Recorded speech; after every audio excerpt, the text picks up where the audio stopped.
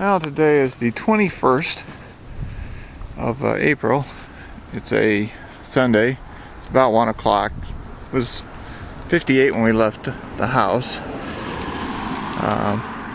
We were going to park down at Kishwaukee River Forest Preserve and then walk around on the bike path.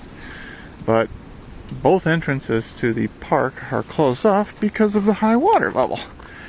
We talked to a couple that were coming off of the bike path here, and they said it's pretty much, you can only get in there for a short distance and then it's underwater. Well, we're gonna go see. We're here, we might as well go walk. We're gonna head this way first, down south towards the Kishwaukee River Forest Preserve. I could see part of the path from the from Mulford Road as we were coming down. It didn't look like it was underwater, but yeah, we'll have to see. I got a sawhorse here. It's not roped off or anything, so we're just going to go past it. The river is high. Let that sucker go. There's a lot of, there is a lot of water. Going pretty fast. Yeah.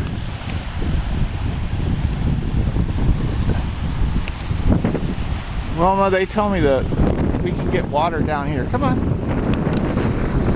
Another couple that we walked past said there was. Come on, Creaky. You can only get a little farther before it goes underwater. We'll go see. Well, I had to get some nice fresh water out of the river. You can see there's some serious current out there. There's signs in the preserve saying no watercraft allowed. I don't think I'd want to go out there in any kind of normal watercraft. That's some pretty serious looking current there. There's a couple of geese there. And as those people said, you can only get another 100 yards or so and then the trail's underwater. A couple of geese out there.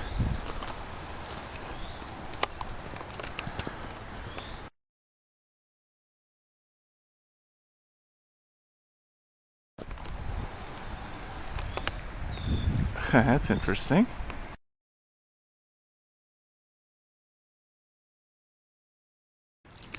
Well, I think Wilma's willing to try it, but it looks like it's probably knee deep out there as you go out a ways, so I'm not going to try it. There's just water everywhere.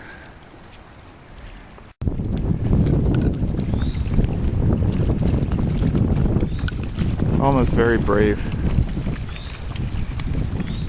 Alright, that's far enough, Creaky.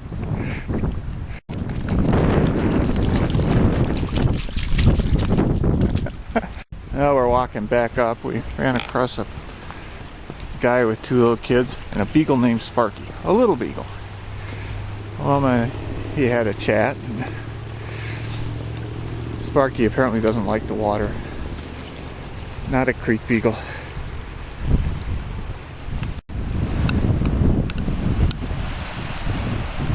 Wonder if that tree's gonna last. This blue sign says 1.25 miles. On the other side of the same sign it says 1 mile. I don't know what that means. Now we're gonna go across the creek here. See what happens. I don't know how far we'll get. I think the last time we came across here, this creek was pretty much empty. It's got some water in it now, but it's not flowing very fast. Not a lot of pitch here.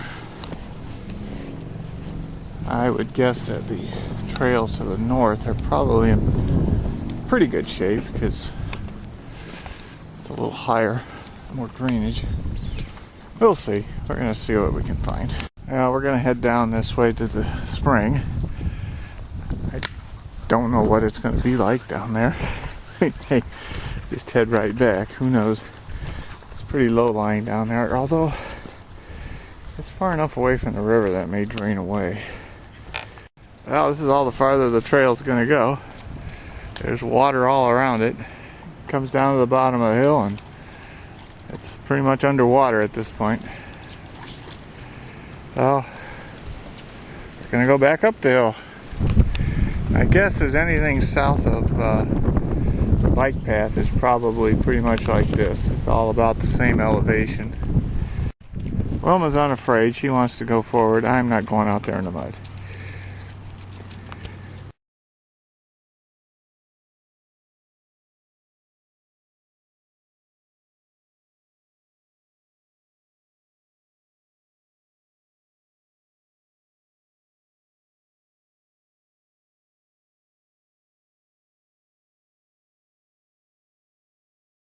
Eastern trailhead for the Springs Trail. I'm sure it's underwater too.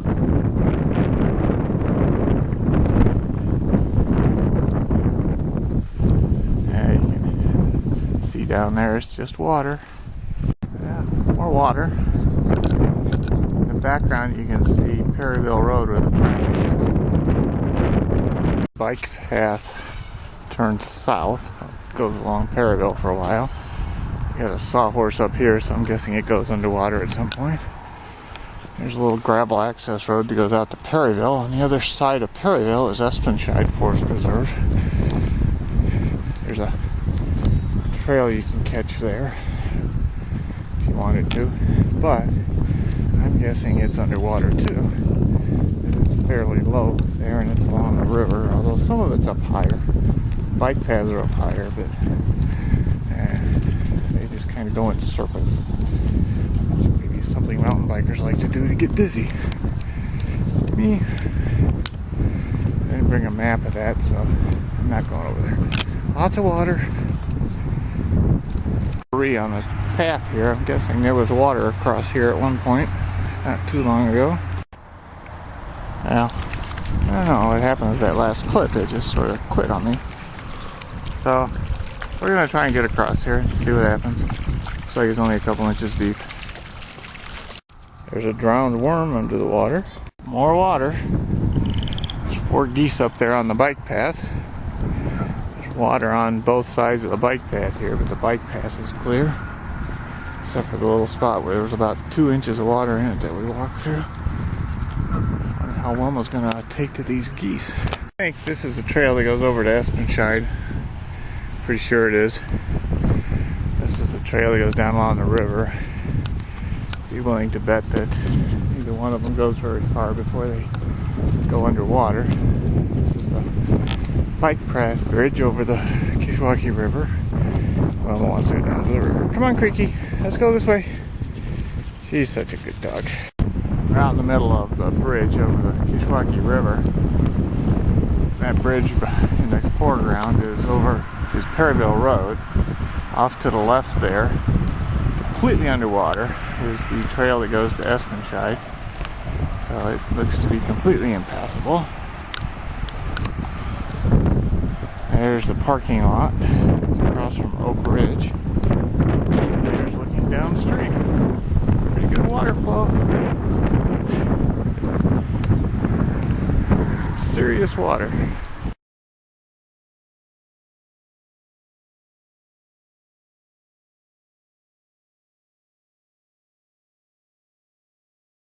My little mud friend getting some water. There's a lot of evidence that suggests that the water has been quite a bit higher. There's places where there's dried mud on the and flood debris on the bikeway.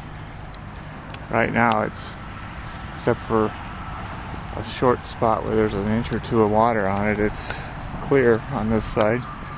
But like you can see, there's water on both sides of it. The bike path is, I don't know, maybe a foot higher most of the places. And it's pretty clear there was water up over top of it, and a lot of it. Now there's 7 geese. They seem offended that we're bothering them. There's one that's out there in the water. Now there's mud beagle again. There's, well, 5 more of them went out, or 4 more of them went out. 2 of them stayed. They're a little braver. We walked up the hiking trail along Perryville from where the little access road is that goes out to Espenshide.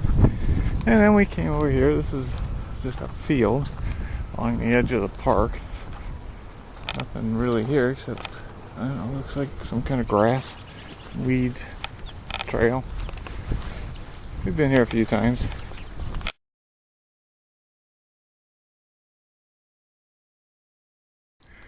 Not sure where this trail goes to.